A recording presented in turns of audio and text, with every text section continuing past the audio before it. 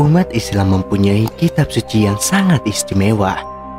Al-Quran berisi wahyu Allah yang diturunkan kepada Nabi Muhammad SAW satu persatu melalui malaikat Jibril.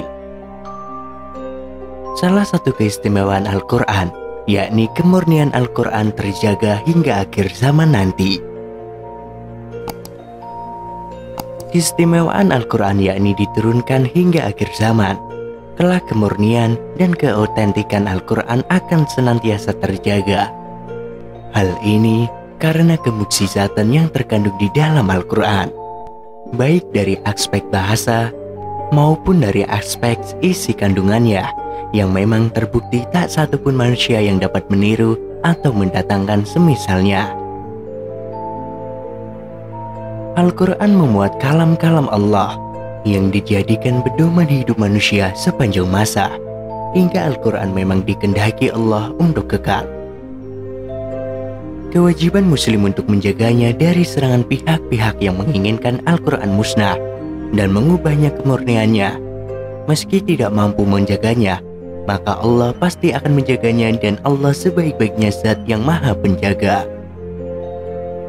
Allah berfirman, "Sesungguhnya Kamilah yang menurunkan Al-Quran, dan sesungguhnya kami benar-benar memeliharanya." Quran Surat Al-Hijr ayat 9. Kitab suci Al-Quran juga akan menjadi penolong di akhirat kelak. Al-Quran akan memintakan syafaat kepada Allah bagi orang yang mau selalu membacanya.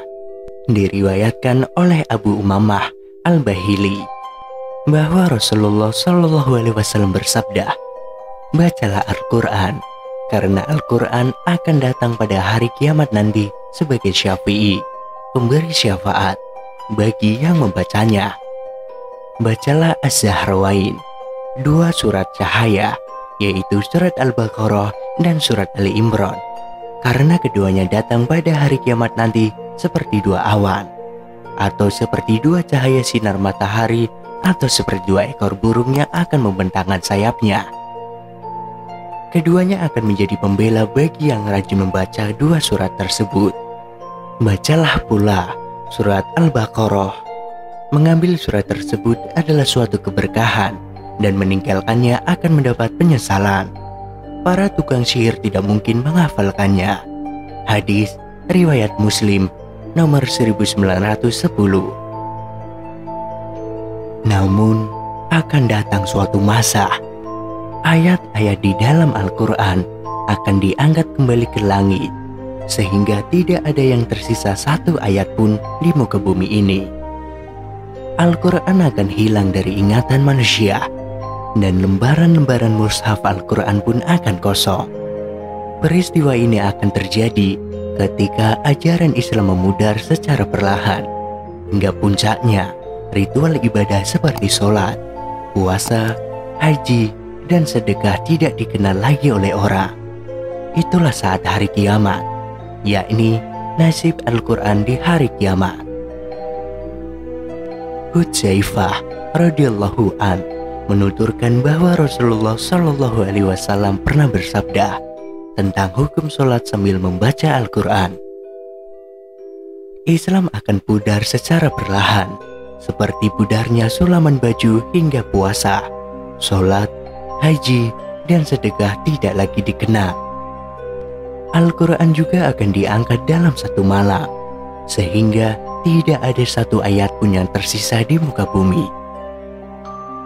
Orang-orang lanjut usia yang tersisa dari umat manusia akan berkata, "Kami mendapati orang-orang tua kami mengucapkan kalimat La ilaha illallah, maka kami pun ikut mengucapkannya." Hadis riwayat Ibnu Majah dan Hakim. Ibnu Mas'ud menjelaskan bahwa ajaran agama yang pertama-tama hilang adalah amanah atau kejujuran, menyusul sholat, dan terakhir adalah Al-Quran yang memiliki hukum keraguan isi Al-Quran akan dicabut dari muka bumi. Terkait dengan hal ini, Ibnu Mas'ud radhiyallahu an pernah ditanya, bagaimana mungkin Al-Quran akan dicabut dari manusia, sementara Allah telah menetapkannya di dalam hati mereka, dan mereka pun telah menuliskan dalam mushaf. Ibnu Mas'ud menjawab, pada suatu malam, Al-Quran akan dihilangkan di dalam hati atau ingatan dan akan dihapus dalam mushaf.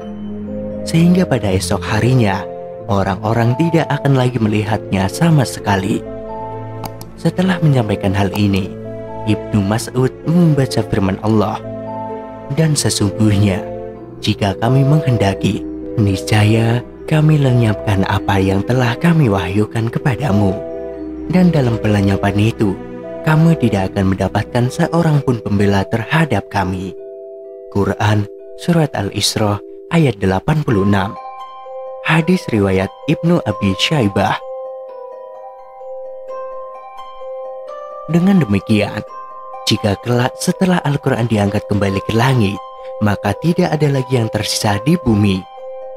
Orang-orang yang memiliki hafalan Al-Quran, yang memiliki ingatan tentang Al-Quran, tidak lagi memilikinya, hilang dari ingatan.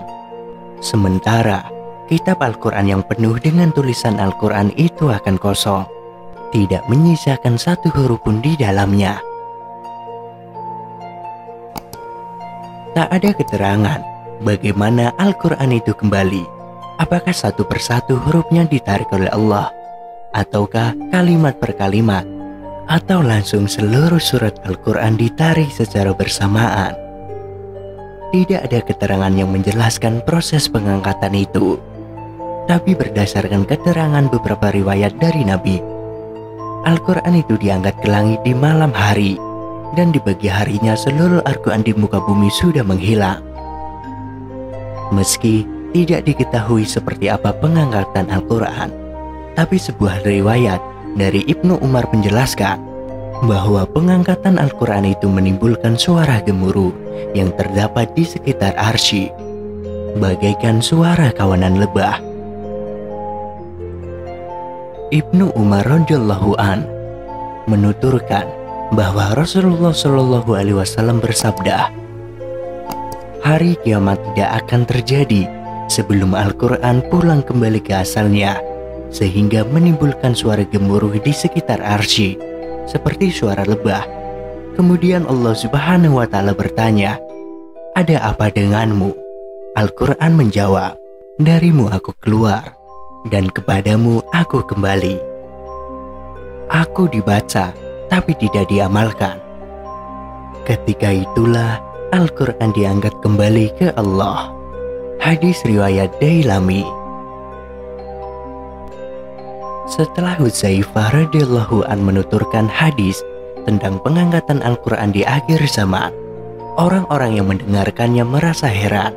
Lalu Sila bin Safar yang berada di tengah-tengah mereka bertanya, wahai Hudzaifah, apa gunanya mereka mengucapkan kalimat la ilaha illallah, sedangkan mereka tidak mengenal lagi apa itu puasa, haji, dan sedekah?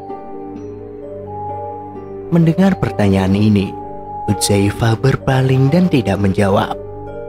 Sila pun mengulang kembali pertanyaannya. Namun Hudzaifah tetap diam. Baru setelah diajukan 3 kali, Hudzaifah mengarahkan pandangannya kepada Silab dan menjawab, wahai Silab, kalimat itu akan menyelamatkan mereka dari api neraka. Hudzaifah menyebutkannya 3 kali. Hadis riwayat Hakim. Al-Qurtubi menyebutkan bahwa peristiwa pengangkatan Al-Quran ini terjadi saat keluarnya binatang aneh dari perut bumi. Binatang yang memberikan kesaksian bahwa manusia yang hidup pada saat itu tidak yakin pada ayat-ayat Allah. Hal ini dipahami dalam tafsir surat Al-Naml ayat 82. Dan apabila perkataan telah jatuh atas mereka, kami keluarkan sejenis binatang melata dari bumi yang akan mengatakan kepada mereka bahwa sesungguhnya manusia dahulu tidak yakin kepada ayat-ayat kami. Quran Surat An-Naml ayat 82. Oleh karena itu, Ibnu Mas'ud berpesan banyak-banyaklah membaca Al-Quran, sebelum Al-Quran diangkat ke tempat asalnya. Sebab itu, barang siapa yang membaca Al-Quran dan mengamalkan kandungannya, maka ia termasuk kerabat Allah. Secara khusus, baik ia menghafalnya di luar kepala atau tidak. Namun bila ia menghafalkan maka tentunya sangat utama. Dan bila ia tidak menghafalkannya dan hanya selalu membacanya lewat mushaf dan selalu mengamalkan kandungannya, maka ia termasuk dalam golongan penjaga Al-Quran. Semoga kita menjadi orang yang selalu beribadah dan menggapai syurga dengan Al-Quran. Wallahu a'lam.